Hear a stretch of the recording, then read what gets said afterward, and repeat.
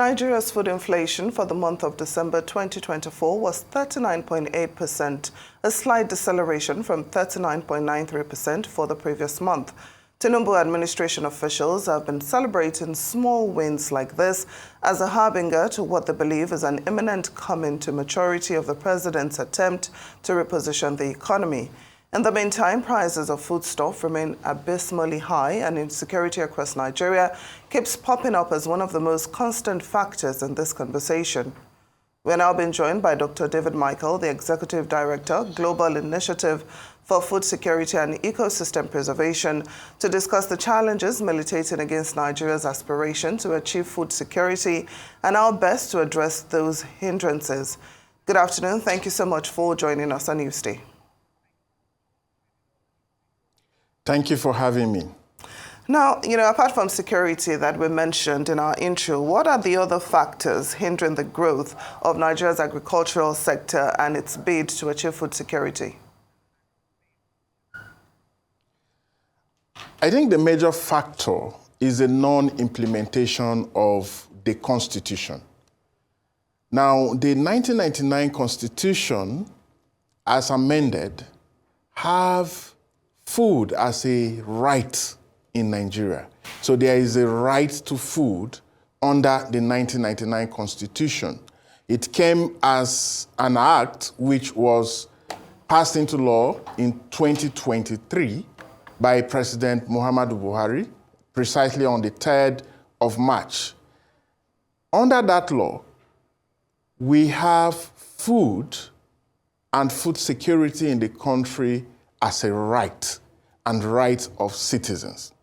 So if we have food as a right under the Constitution and the implementation of that act is not being done currently as it is, for me, it is a major reason why we are having this food insecurity, this shortage of food, the malnutrition, and all the other issues surrounding food security in the country. Know that food is now a basic human right in Nigeria, and I believe many Nigerians are not aware of this section of the Constitution. Simply go to section 16A of the Constitution and you will find the Right to Food Act explicitly described under the Constitution, waiting for government, both at the national level and the state level, to begin the full implementation of the Act. And I believe that if the Act is fully implemented, issues of food security will be a thing of the past. Knowing that the right to life cannot hold without food. If you don't have food, you starve. So it means that if we are upholding the right to life in the country and globally, and then we are undermining food security that is necessary for us to obtain and uphold that right to life, then it means that we are both impacting the right to life of Nigerian citizens.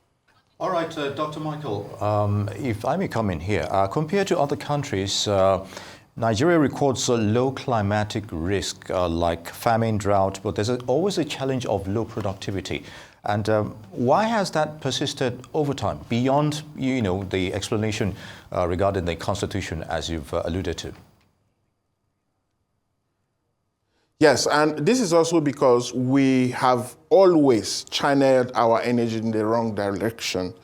So who are the people who feed the people in this country? They are the smallholder farmers.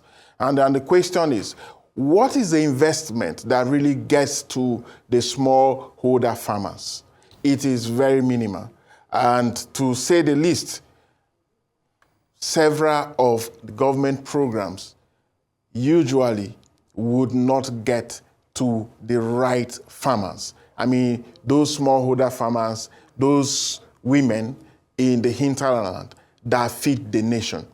So with climate change and the changing weather patterns in the country impacting rural farmers, they don't have the ability to build resilience. Building resilience is something big. So we come on air, we talk about climate smart agriculture and the rest, but the smallholder farmers don't have the capacity, they don't have the resources to invest in climate smart agriculture. And because of the dwindling resources and outcomes and output from these farmers is why we're having these issues. But I would not dismiss one of the major issues, which is security. Security for farmers who are also smallholder farmers being attacked all the time.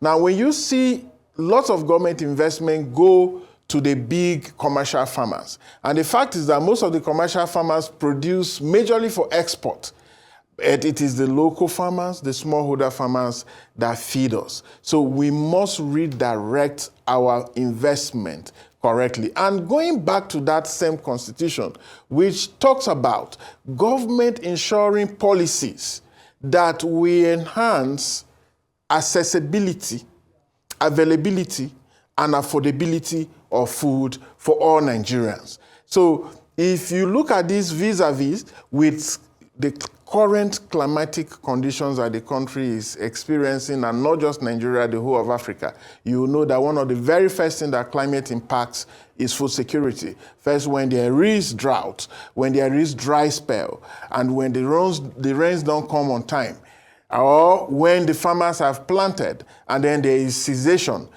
everything goes to waste. There is no form of insurance whatsoever. Now, another issue, which is also related to climate, but is a big issue, is the post-harvest losses that our farmers, continue to suffer year in, year out. For a fact, about 40% of all the food we produce in this country go to waste. If you look at the cold chain, if you look at the fruits and vegetables, and even the tubers like yam, with increase in temperature as it currently is, most people cannot store yam at that hot-mean temperature. Most of it gets rotten. Fruits, vegetables, and tomatoes, you know the situation. Move around the markets, and you see the tons of food that is discarded. So all of this is contributing to the food challenge we have in the country at the moment. Well, thank you very much for bringing up the issue, of storage facilities. You've said that a number of produce go to waste. So how do we boost storage of these crops? How do we boost storage of agricultural products in Nigeria? Is that possible despite the climate in which we operate? Yes, it is very possible if we invest rightly. I like to use the example of Lagos, that has invested a lot in cold storage and have these small markets that people can buy food at discounted prices. You can count just Lagos, and you may not find any other state that is doing the same. And that brings me to the role of state governors at the subnationals. I know everyone is quick to call the president and the presidency at the federal, but our concern should also be at the subnationals. Where is the land? The land is in the states. Where are the people? The farmers are all in the states. The federal should be concerned about policy direction and, of course, talking about that part of the Constitution that ensures that no businesses or individuals undermine food security in the country. These are the things that the federal should be concerned with. So the state governors have the capacity, they have the resources to channel in food processing. This is what we are not really doing. It's a big business, especially for young people who are running away from agriculture, thinking that it is for the elderly people. Right now, we see the prices of food skyrocketing, and the smallholder farmers are the ones making it very big. So we must invest in processing. And in cases where we have to store, we look at cold storage facilities. Now we have abundance of sunlight in the country. We can use, solar storage, solar cold rooms in communities, even for tubers, even for fruits and vegetables across the country, where we can store food that, will be consumed all year round. And another very important thing that we must do and I see that happening, but it's very minimal, is to revive all the dams we have in the country. With climate change, we are not able to produce, to depend solely on rainfall. We cannot be continuously dependent on rain-fed agriculture. We can produce food in 3 cycles in a year if we make optimal use of all the dams we have spread throughout the country. And in that way, we'll have fruits, vegetables, and no Nigerian will be on the street taking plates to beg for food as currently is. And people will have healthy and nutritious food to contribute to the economy and, help to grow the country. But as it is now, with the status quo, with poor investment in agriculture, we cannot achieve that. Very good, Dr. Michael. But let me ask you this. What has the current Russian-Ukraine conflict got to do with Nigeria's food deficit? Because from the previous administration towards the latter stage, coming into this current one, that seemed to be the much, excuse being given every now and then, regarding our food deficit. Well, what are your thoughts on that? Yeah, so if you look at the arable land we have in this country, we have no business with food importation. So if there is crisis in Ukraine and Russia, we shouldn't be crying because we cannot feed ourselves. It means we're a poor country. Any country that cannot feed itself is a poor country. Of a fact, yes, we get a lot of grains from Russia, especially wheat, which is used for flour, bread, and all. And that also contributed to the cost of bread across the country. And the question I always ask is this: is bread our indigenous food? Why can't we look inwards to our own indigenous food, which is more healthy, and better for our people, and it is produced more sustainably? You have the conversation around, GMOs and the rest. We don't know if some of these grains are imported, were produced that way. So, but if we begin to think Nigerian and think African food, then we would grow what we consume and not be dependent on foreign food as currently is. I mean, growing up, bread and other imported foods are foreign to us. They've been introduced to us, and people somewhere are also controlling that chain to ensure that we continuously depend on them for our food security. And that's why some of us advocate that even the Ministry of Agriculture and Food Security should change the name. Instead of food security, it should be food sovereignty. We should be food sovereign as a country because we are able to produce what we consume and even export. Instead of that quote, food security. When you say food security, you just want to feed the people. Whether the food is healthy, whether it is good or not, you just import whatever you can import and just feed the people with junk. We must grow past this because we have a huge population on our hands. At this time, we are looking at 230 million Nigerians.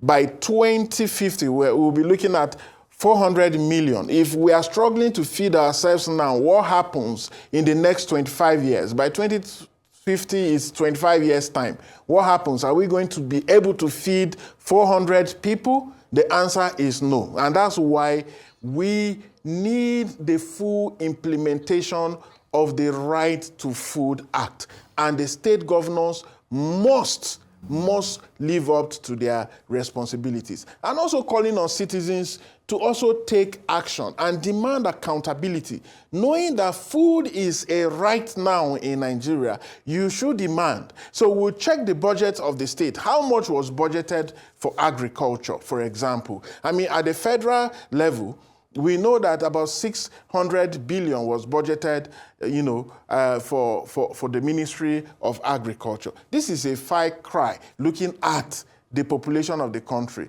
knowing that Nigeria was a party to the Malabo Declaration, which says that African countries should budget at least 10% of their annual budgets on agriculture. I don't even want to talk about the state that will just see agriculture in passing. And we have a huge issue on our hands, and we are sleeping about it. So the implementation of the Right to Food Act calls for a holistic strategy and plan to ensure that the country has accessible food, is accessible for citizens, food is available for citizens, and food is affordable.